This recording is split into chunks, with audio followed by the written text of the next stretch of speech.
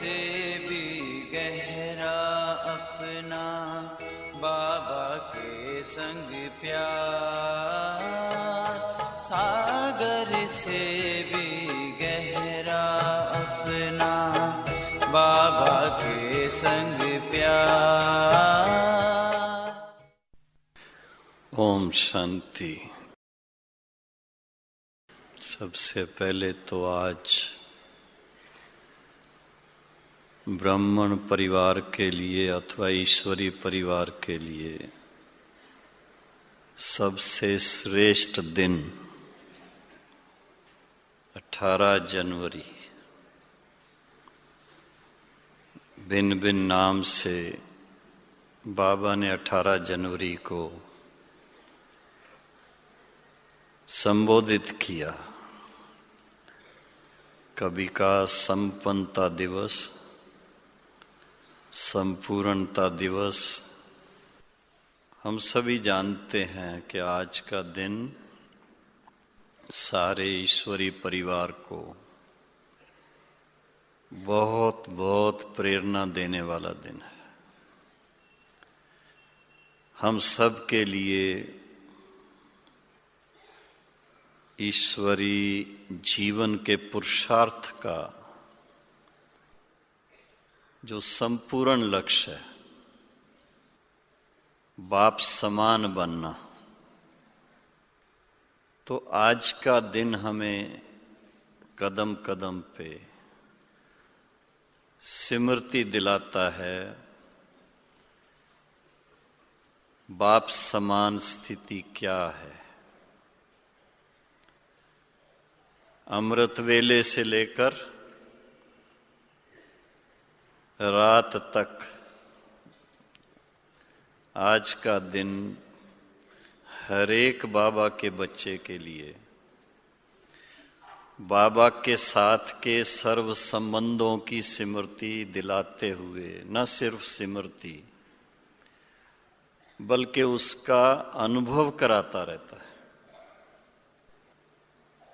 केवल वियोग के गीत नहीं गाते हैं बच्चे, योग युक्त होने के गीत गाते हैं।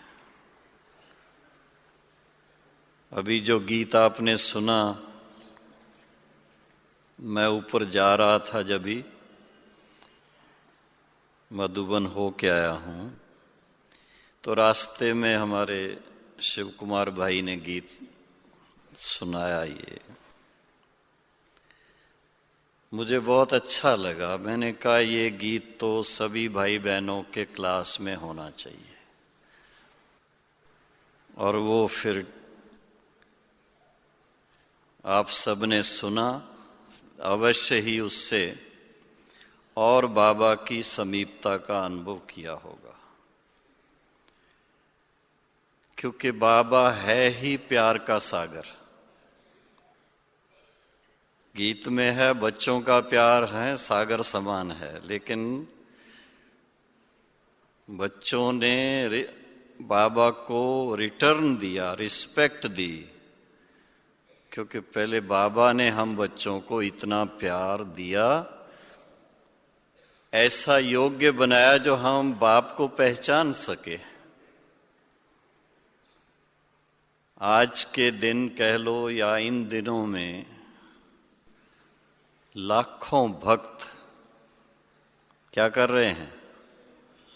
हाँ, कुंभ के मेले में कुछ कर रहे हैं, तो वो बेचारे भगवान के नाम पर डुबकी लगा रहे हैं। और आज हम आप सभी किस लिए यहाँ इकट्ठे हुए हैं? उस प्रेम सागर में डुबकी लगाने के लिए। सभी खास 18 जनवरी पर जो भी भाई बहनें, चाहे भारत के कोने कोने से, नेपाल के कोने कोने से, विदेश के कोने कोने से अव्यक्त बाप दादा से मिलन मनाएंगे, कितने महान महान भाग्यशाली हैं। मैं यही सोच रहा था जो आज के दिन सब यहाँ पहुंचे हैं। यूं तो बाबा से हर टर्न में मिलते हैं, लेकिन 18 जनवरी सारे ईश्वरी परिवार के लिए बहुत बहुत बहुत पुण्य का दिन है और महान बनने का दिन है। अभी मैं ऊपर था, पहले भोग लगा, मुरली दादी सुना रही थी बहुत प्यार से, और जानकी दादी जी का मुरली सुनाना आप सब जानते हैं। एक एक शब्द, एक एक वाक्य इतना स्पष्ट और अनुभव के साथ, कोई ना कोई बीच में अनुभव भी सुनाती रहती। और उसके बाद शशि बहन ने भोग लगाया। आप सबको भी बाबा ने इमर्ज किया वतन में, वो तो आपने सुना होगा मैसेज, और बहुत माला माल करके हर एक को आज के दिन की विशेष विशेष बहुत बहुत गिफ्ट्स दी थी। उसके बाद जब हम बाबा के रूम में गए और बाबा के रूम के बाद शांति स्तंभ पर गए, फिर दोबारा बाबा के रूम में गए, कुटिया में गए, तो साकार बाबा के दिनों की सब बातें सामने आ गईं। ये हमारा सौभाग्य रहा कि 10 साल बाबा के साथ बिताने का मौका मिला था। यूं तो अभी 51 साल होने को आ रहा है, लेकिन साकार में 10 साल। तो जब मधुबन जाते हैं और इस महान तीर्थ पर जो मुख्य स्थान वहाँ हो के आते हैं, तो बाबा के प्यार की स्मृतियाँ, बाबा की समय प्रति समय कुछ ऐसी बातें जिन्होंने ईश्वरी जीवन को एक महान दिशा दी, हिम्मत दिलाई, और साथ साथ इस ईश्वरी जीवन की वैल्यू क्या है, इसका मूल्य क्या है, सचमुच ये कैसे हीरे तुल्य है। बाबा के अपने शब्दों में, महावाक्यों में ये आता है कि ब्राह्मण जीवन जो है वो हीरे तुल्य है। सतयुग में आप बच्चे देवी देवताओं की संतान होंगे। उसको बाबा ने शब्द दिए थे, वो सतयुग माना गोल्डन एज, सोने तुल्य। लेकिन इस समय डायरेक्ट ब्रह्मा बाबा के माध्यम से शिव बाबा हम बच्चों को आकर एडॉप्ट करते हैं। तो ये हमारा जो दिव्य जन्म इस समय, अलौकिक जन्म, दिव्य जन्म, ईश्वरी जन्म, रूहानी जन्म, जो भी नाम दीजिए, ये डायरेक्ट उस पिता के संबंध की याद, संबंध का अनुभव, उस संबंध का सच्चा सुख, जिसको अति इंद्रिय सुख कहते हैं।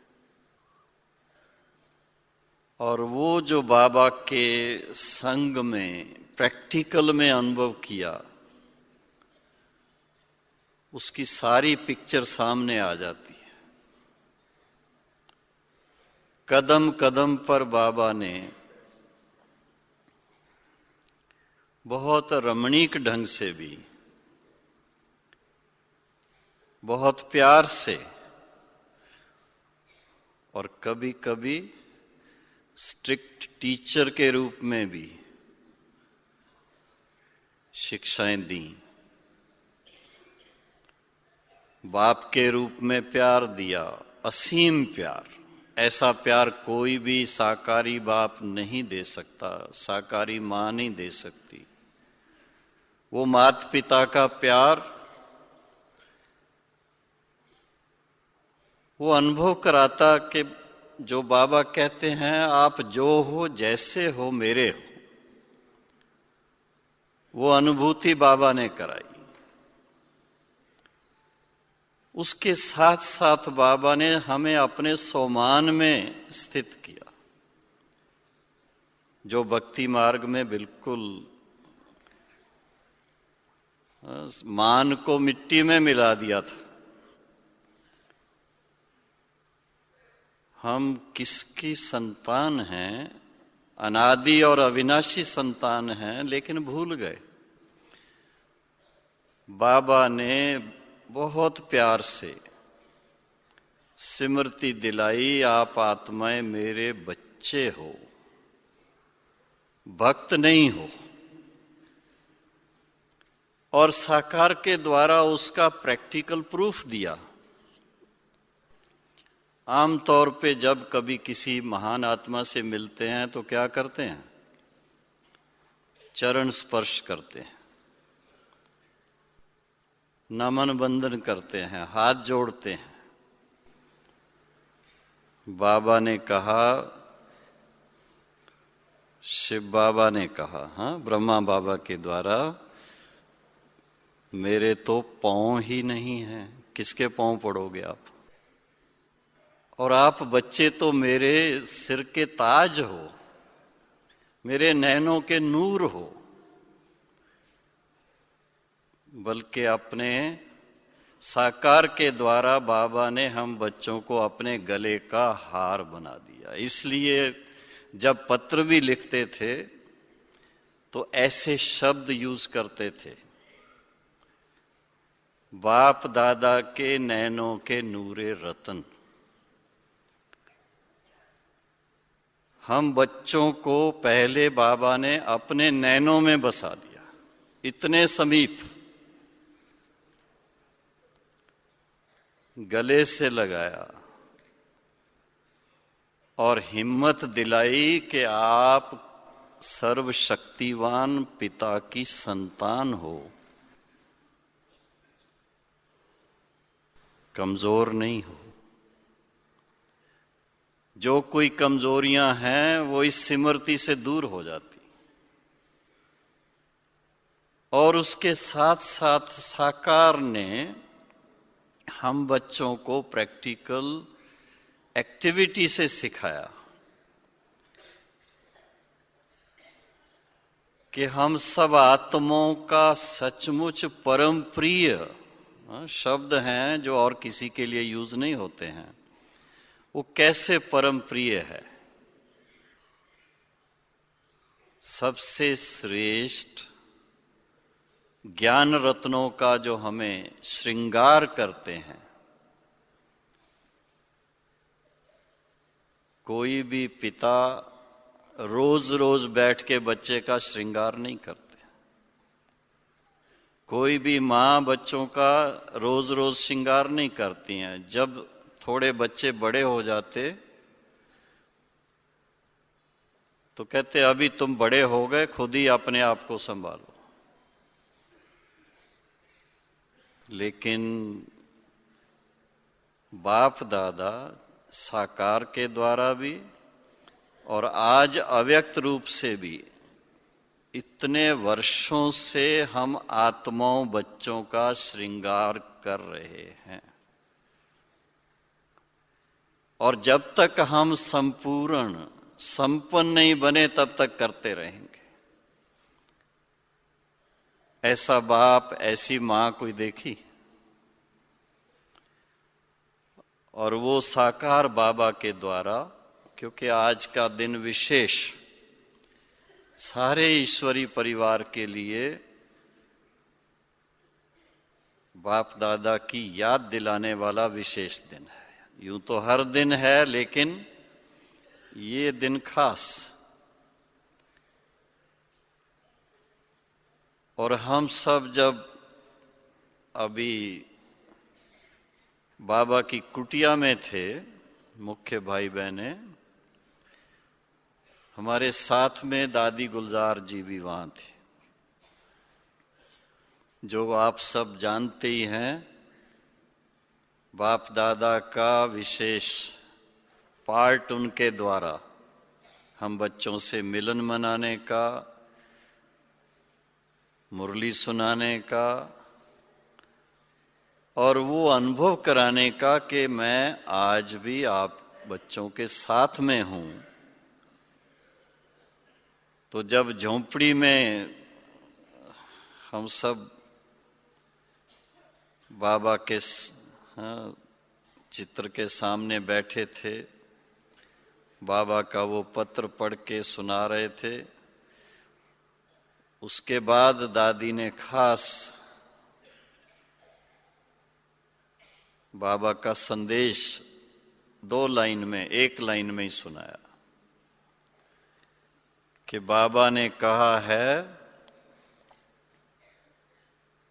कि बच्चों को, अपने लिए भी समझ लेना कि आपके लिए भी संदेश है, कि बाप दादा ने बच्चों को जिम्मेदारी का ताज दे दिया है। क्योंकि आज का दिन विशेष वो स्मृति दिवस कहलाता ही इसलिए है कि ब्रह्मा बाबा अपनी संपूर्ण स्थिति को प्राप्त करके अव्यक्त हुए और जो साकार में कारोबार वो दादी जी के हाथ में हाथ दे करके बच्चों के हवाले कर दिया कि स्थापना का रहा हुआ बाकी कार्य जो है, जैसे ब्रह्मा बाबा ने इतना कार्य किया, बाकी कार्य को संपन्न करना, इसकी जिम्मेदारी का ताज आप बच्चों के ऊपर है। और खास दादी जी ने अपना पार्ट बजाया। इस समय जानकी दादी जी अपने साथियों के साथ उस पार्ट को बहुत अच्छी तरह आगे बढ़ा रही हैं। लेकिन ये दिन खास याद दिलाता है कि हर एक बाबा का बच्चा कितना जिम्मेदार है। क्योंकि विश्व परिवर्तन में अगर अकेले शिव बाबा कार्य कर सकता तो ब्रह्मा बाबा को साथी ना बनाता। अगर ब्रह्मा बाबा और शिव बाबा दोनों ही अकेले कर सकते तो यज्ञ की स्थापना की जरूरत नहीं थी। और यज्ञ की स्थापना होने के बाद इतने वर्षों से जो कार्य चल रहा है, अगर सिर्फ दादियां पूरा कर लेती या बड़े भाई पूरा कर लेते तो कब का पूरा हो जाता। लेकिन हर एक बाबा का जो बच्चा है, जो सन्मुख मिलन मनाने वाले हैं, जो रेगुलर बाबा के स्टूडेंट हैं, उनका क्या पार्ट है, किस चीज के अधिकारी बनते हैं? बाबा के वर्षे के पूरे पूरे अधिकारी बनते हैं। तो जो अधिकारी बनने वाले हैं उन सब के ऊपर जिम्मेदारी का ताज है। तो आप अपने मस्तक पर उस ताज को अच्छी तरह से फील करो अभी, और खुशी मनाओ कि बाबा ने हमें इस योग्य समझा है। क्या होता है पुरुषार्थ में, एक तरफ बाबा टेंशन दिलाता है, अपना चार्ट रखो, कितना समय याद में रहो, हर घंटे के बारे में बताया। लेकिन मैं उसके ऊपर विचार करता था कि अगर हम बच्चे इस बात को महसूस कर लें कि ये हमारा सौभाग्य है, बाबा ने हमें इस कार्य के निमित्त बनने के योग्य समझ के लाखों करोड़ों में से चुन करके अपने सन्मुख बुलाया है, तो हमारा भाग्य भी कितना श्रेष्ठ है। और दूसरी तरफ साथ में इतना जरूर कहेंगे कि भाग्य के साथ साथ जिम्मेदारी कितनी बड़ी दी है। अगर हमारे अंदर योग्यता ना हो तो बाबा जिम्मेदारी देगा आपको। आज इंदौर जोन को, हाँ, इंदौर और रायपुर जोन को यज्ञ की कारोबार की ये जिम्मेदारी इस समय दी हुई है कि आने वाले सब भाई बहनों का ध्यान रखें, क्लासेस का ध्यान रखें। अगर योग्यता ना होती तो जिम्मेदारी मिलती। तो इन सब बातों को जब सामने देखते हैं तो हम सोचते हैं कि बाबा ऐसा सौभाग्य आप हमें देते हैं। कलप कलप हम बच्चों को चुनते हैं। कितनी खुशी की बात है। इस खुशी में अगर अपने मन को सदा आप कायम रखें तो पुरुषार्थ करने में बड़ा सहज लगता है। और आप बाबा के चित्रों को देखो, साकार बाबा के चित्रों को, इतनी बड़ी उम्र में 90 साल से ऊपर, 93 साल की उम्र तक बाबा के लास्ट के भी चित्र जो हैं वो क्या स्मृति दिलाते हैं, कैसा नशा है उनमें। चित्र को देखते नशा चढ़ जाता है, खुमारी चढ़ जाती है। नर से नारायण बनने का नशा स्मृति में आ जाता है।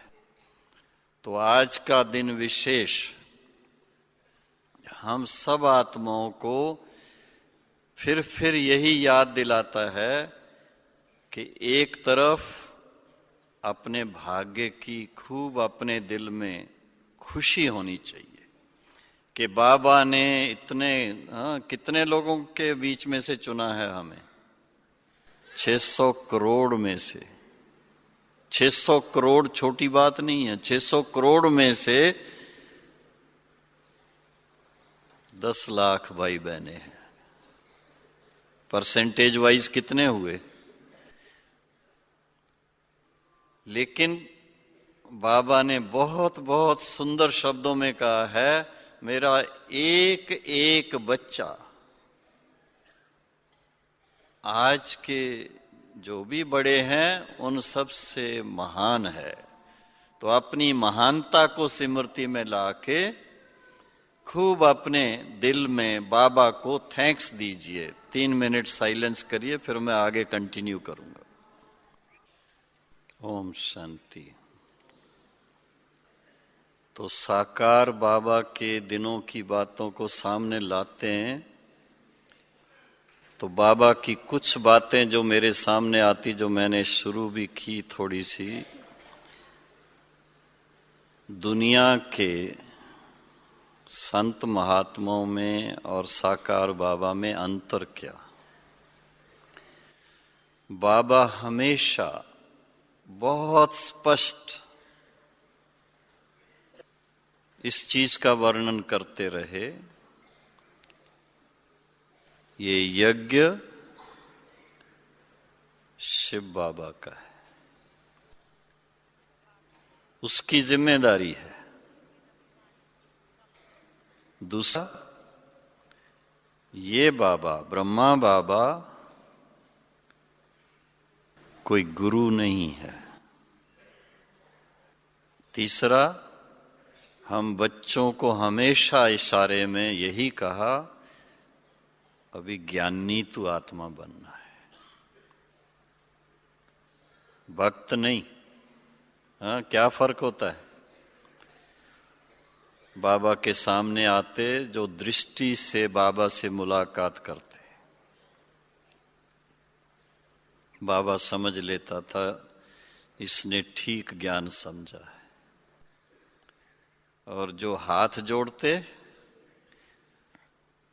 तो बाबा फट से समझ जाता अभी तक ज्ञान पूरा समझा नहीं है। तीसरा, चौथा, जिसको ये कदर है कि कल्प के बाद हम आत्माओं को ये मौका मिला है, जो फिर से शिव बाबा से, स्वयं पिता परमात्मा से हमें दृष्टि मिलती है, हमें ईश्वरी ज्ञान मिलता है, ईश्वरी ज्ञान की पालना मिलती है, उनको इस चीज की कदर रहेगी अमृत वेले का क्या महत्व है, मुरली का क्या महत्व है, ईश्वरी जीवन का महत्व क्या है। और ईश्वरी जीवन में जो चारों सब्जेक्ट हैं, ज्ञान, योग, दिव्य गुणों की धारणा और सेवा, इन चारों का महत्व क्या है और चारों का बैलेंस कैसे रखना है। ब्राह्मण जीवन की गाड़ी के ये चार बहुत बहुत शक्तिशाली पहिए हैं। इनमें से एक भी ढीला हो जाएगा तो गाड़ी नहीं चलती है। और फिर इसके साथ में बाबा के महावाक्य हम रोज सुनते हैं। हमारा एक भी संकल्प व्यर्थ नहीं जाना चाहिए, एक भी शब्द हमारा नेगेटिव तो छोड़ो, व्यर्थ नहीं होना चाहिए। हमारी दृष्टि इतनी ऊंची होनी चाहिए, पावन होनी चाहिए। क्यों? सतयुग में स्वाभाविक रूप से आत्म स्वरूप में रहते हैं। उसका आधार है ये संगम युग पर ऐसा अभ्यास, इतना गहराई का अभ्यास जो स्वाभाविक स्वरूप में आ जाए, वो संस्कार हमारे साथ जाएगा। और उस बात को साकार बाबा ने प्रैक्टिकल करके हम लोगों को दिखाया। बाबा को जब समय मिलता था, साइलेंस। बाबा के 10 साल में अपने एक एक साल की बातों को जब सामने लाता हूं, साइलेंस की वैल्यू क्या है।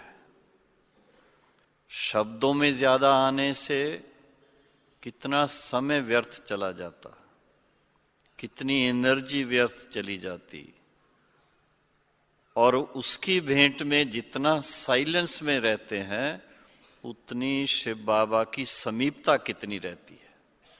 उससे आत्मा में बल कितना आता है, उससे आत्मा में नवीनता कितनी आती है, और उससे आत्मा में धारणा कितनी सहज हो जाती है।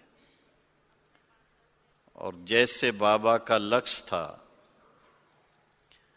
कि मैं शिव बाबा के साथ मन मना भव हो करके, मन लगा करके बाप समान स्थिति को पाऊं, तो बच्चों को भी बाबा वही चाहते कि हम भी। तो आज का दिन आप सभी ने सुबह से लेके बहुत तपस्या की, शाम को भी करेंगे, और मैं समझता हूं उसका फल आप खुद महसूस करेंगे कि जब बाबा सन्मुख आएंगे तो आपको फील होगा कि बाबा का हम बच्चों के प्रति कितना प्यार है, बाबा हमारे कितना समीप है, और बाबा हम बच्चों की कितनी कदर रखते हैं, किस नजर से देखते हैं। हम बच्चे अपनी कदर कभी कभी नहीं समझते। वो साकार बाबा के दिनों में ही देखते थे। हम अपने आप को छोटे, बहुत छोटे समझते थे, आज भी छोटे ही हैं, लेकिन बाबा हमें उस नजर से देखते कि ये मेरे बच्चे कल राज तख्त पर बैठने वाले हैं। इस समय मेरे दिल तख्त नशीन है, कल ये राज तख्त पर बैठने वाले हैं। तो बाबा ऐसी ऊंची दृष्टि से हम बच्चों को देखता। हम बच्चे भी फॉलो फादर करें। ऐसा कहते ना, बाबा के कदम पे कदम रखें। क्या कदम पे कदम रखें? जितना बाबा हमें सम्मान से देखते हैं, हम स्वयं को और एक दो को उसी सम्मान की नजर से देखें। उसी सम्मान की नजर से देखेंगे तो एक दो के साथ हमारी जो बातचीत है वो बहुत ऊंची होगी, बहुत कम होगी। साकार बाबा के अंतिम जो 2 वर्ष थे उसको खास सामने ला रहा हूं। कोई भी बात हम लोग बाबा को, सेवा का समाचार या कोई और बात सुनाना चाहते थे, बाबा सुनता बड़े ध्यान से। 2-4 लाइन सुनने के बाद समझ लेता था और बाबा कहता, हाँ बच्चे, बाबा ने समझ लिया। हम कहेंगे, बाबा अभी तो मैंने शुरू ही किया। नहीं बच्चे, बाबा समझ गया। कारण क्या? बाबा के मन में था जितना हो सके साइलेंस में इनको शिव बाबा के समीप ले जाऊं और उस साइलेंस में दृष्टि देता रहेगा। ये भी नहीं कहेगा मैंने सुन लिया अभी तुम जाओ, वो नहीं कहेगा। और बाबा की क्या पर्सनैलिटी, उनका व्यक्तित्व इतना मैग्नेटिक था। मैग्नेटिक समझते हो ना, जिससे दूर जाने का मन ना हो। हम कहेंगे बाबा भले बात ना करो, हम आपके पास बैठेंगे। बाबा के वाइब्रेशन में इतना लाइट हो जाएंगे, फरिश्ता स्वरूप अपने आप बन जाएगा, कुछ करने की जरूरत नहीं कर उस समय। इतना शक्तिशाली बाबा का वाइब्रेशन। तो बाबा चाहता है कि हम बच्चे जितना हो सके स्मृति स्वरूप बनते बनते बाप समान बन जाए। उस स्मृति स्वरूप बनने से अपने आप दूरियां दूर हो जाएंगी। एक दो के संस्कारों के समीप रहेंगे, एक दो की रिस्पेक्ट रखेंगे और एक दो के पार्ट की वैल्यू होगी। हर एक का अपना विशेष पार्ट। बाबा इसीलिए कहता है मेरा हर एक बच्चा इतना श्रेष्ठ है, क्योंकि आपका पार्ट दूसरा कोई नहीं बजा सकता। जैसे शिव बाबा का पार्ट कोई और आत्मा नहीं बजा सकती, ब्रह्मा बाबा का पार्ट कोई और आत्मा नहीं बजा सकती, मम्मा का पार्ट कोई दूसरी आत्मा नहीं बजा सकती, दादी जी का पार्ट कोई और आत्मा नहीं बजा सकती, जानकी दादी का पार्ट कोई और आत्मा नहीं बजा सकती, गुलजार दादी का पार्ट कोई और आत्मा नहीं बजा सकती। इसी तरह से बाबा के हर बच्चे का पार्ट बड़ा ही विशेष है, अद्भुत है, यूनिक है। ये बात अगर हम स्वीकार कर लें तो आप देखेंगे कि आपको नारायणी नशा स्वतः चढ़ा रहेगा। और जितना नारायणी नशा चढ़ेगा उतना ये पुरानी दुनिया की सब बातें फीकी लगती हैं, उसमें कभी मन लगाने का संकल्प भी नहीं आएगा। ये मैं अपने अनुभव से भी आपको सुना रहा हूं, साकार बाबा के अनुभव से सुना रहा हूं, बड़ी दादी जी के अनुभव से सुना रहा हूं, जानकी दादी के अनुभव से सुना रहा हूं। सबको देखता हूं जिन्होंने आध्यात्मिकता को यथार्थ रीति पहचान लिया, जिन्होंने बाबा को यथार्थ रीति पहचान लिया, जिन्होंने दिव्यता की वैल्यू को पहचान लिया, उनका लंगर इस दुनिया से अपने आप हट जाता है। अगर इस संसार में है तो सबका भला करने के लिए है, अपने स्वार्थ खत्म हो जाते हैं। और जब स्वार्थ खत्म हो जाते हैं तो फरिश्ता स्वरूप क्या होता है आत्मा की अतीन्द्रिय सुख की स्थिति क्या होती है, वो सदा अनुभव होती रहती है। तो आज के दिन विशेष 18 जनवरी के दिन खास बाबा से हम सभी बच्चों को यही वरदान प्राप्त करना है कि हम भी बाप समान फरिश्ता बन जाएं, सदा उड़ते रहें और उड़ती कला में रहते हुए सारे संसार को पावन बनाने के लिए तत्पर रहें। ओम शांति। अभी फिर से 5-7 मिनट साइलेंस में बैठेंगे। एक दूसरा गीत है बहुत सुंदर, वो गीत भी आपको मदद करेगा और बहुत नशा चढ़ाएगा।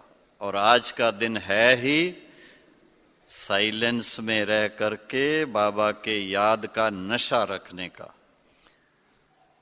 और फिर शाम को बाबा से मुलाकात करेंगे और बाबा के प्यार की, बाबा के दिल की बातें सुनेंगे। न सिर्फ बातें सुनेंगे बल्कि वो सारे ही वरदान बाबा से प्राप्त करके अपने आप को धन धान्य संपन्न बनाएंगे। ओके, ओम शांति। अभी चलो थोड़ा उड़ो, उड़ने की अब थोड़ी कला आनी चाहिए हमारे पास। जितना लाइट उतना सहज उड़ने का होगा।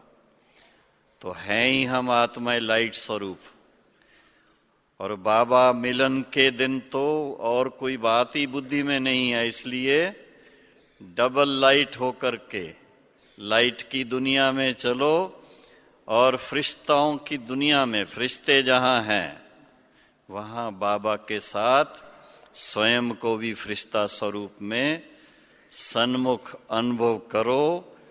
मन में यही चले, बाबा आ गए आपके पास। इससे बढ़कर के और कोई सौभाग्य नहीं। नामना चित, कभी स्वप्न में भी नहीं सोचा था कि हम आपकी संतान ऐसा फरिश्ता बनने का अनुभव करेंगे। आज तो सचमुच हम आपके पास डबल लाइट फरिश्ता स्वरूप में आपसे नैन मुलाकात करते, आपके गले मिलते और अति इंद्रिय सुख में झूम रहे।